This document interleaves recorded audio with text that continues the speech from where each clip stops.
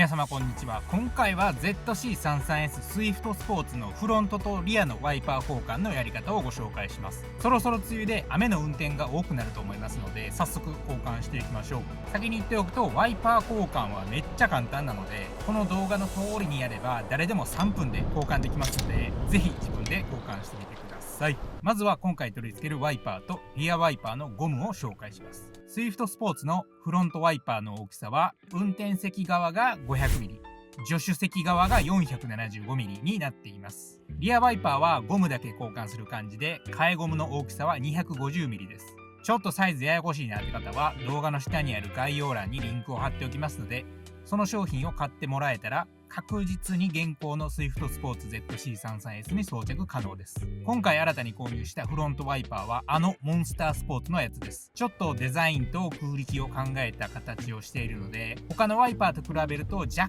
干高くて、運転席と助手席側2本セットで8800円です。ちょっと高すぎないって方はボッシュのワイパーがおすすめで、ボッシュだと2本セットで4200円ぐらいなので、モンスターの半額で買えます。リアワイパーの替えゴムは日本ワイパーブレード製のもので Amazon で700円で売ってます。こちらのリアの替えゴムですが、オートバックスで売ってるとこ見たことないので、ネットで買えば探す手間が省けるので、オンラインで買うことをおすすめします。それでは早速交換したいと思います。まずはフロントから外して交換しますが、ワイパーを立てる前に万が一ワイパー交換中にワイパーが閉じてガラスに当たって割れることを防ぐためにタオルを挟んでおいてください。そうすると事故を回避できます。スイスポ純正の運転席側のスズキ純正ワイパーの外し方は、内装剥がしをこちらの溝に突っ込んで上に上げると開きます。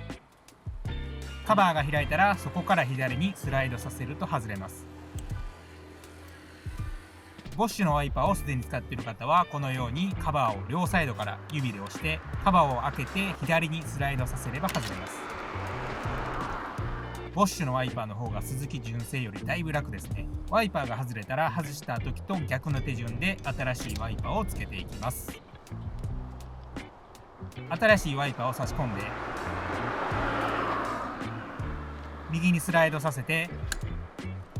カバーを閉じて完了。多分1分もあればできると思います。反対側も同じように外していきます。外れたら新しいワイパーを取り付けて完成です。ほんと3分もあれば簡単に交換できると思います。次にリアワイパーのゴム交換をしていきます。まずリアワイパーを外しますが、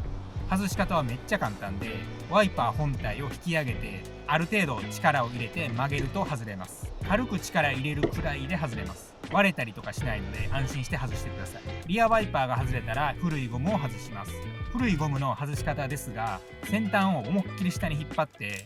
徐々にスライドさせて外していきます。納車して3年ぐらいリアワイパーのゴムを交換してなかったので、若干固まってて外れにくかったですが、こんな感じでひたすら横にスライドさせて外していきます。ちなみに手がめっちゃ汚れたので手袋した方がいいと思います。こんな感じで古いゴムが外れたら、今回新たに購入した替えのゴムをつけていきます。替えゴムの取り付け方法ですが、まず真ん中の穴に通していきます。次に左端の穴に通してそのまま一旦突き抜けます。そうすると右端の穴に差し込めるようになるので、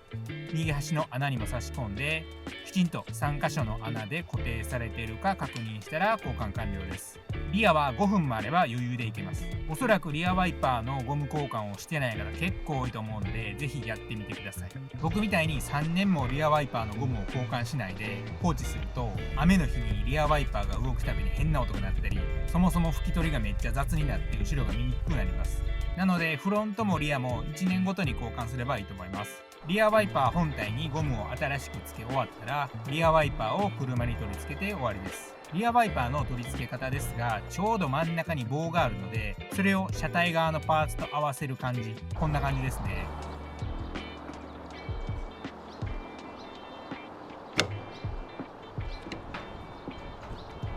これでフロントとリアのワイパー交換が無事完了です。この今お見せした作業ですが、オートバックスでやってもらうと1本につき300円ぐらい、3本で900円ぐらいします。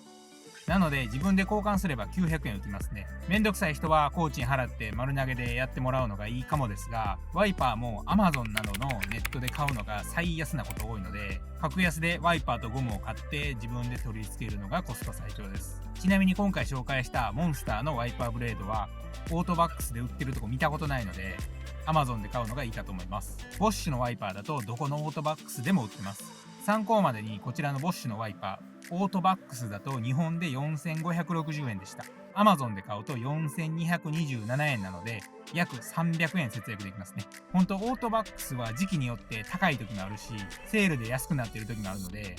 少しでも安く買いたい方は安定の Amazon か楽天などのネット通販で買うことをお勧めします。今回紹介したワイパーは動画の下にある概要欄にリンクを置いておきますので、ぜひ他の人のレビューとか読んで参考にしてください。以上、Swift スポーツの前後ワイパー交換のやり方でした。僕のチャンネルでは Swift スポーツやパーツレビュー、おすすめ商品、旅行動画、Vlog など幅広く動画を公開していますので、ぜひこの機会にチャンネル登録して他の動画も見ていただけたらと思います。最後までご視聴いただきありがとうございました。それではまた次回の動画で。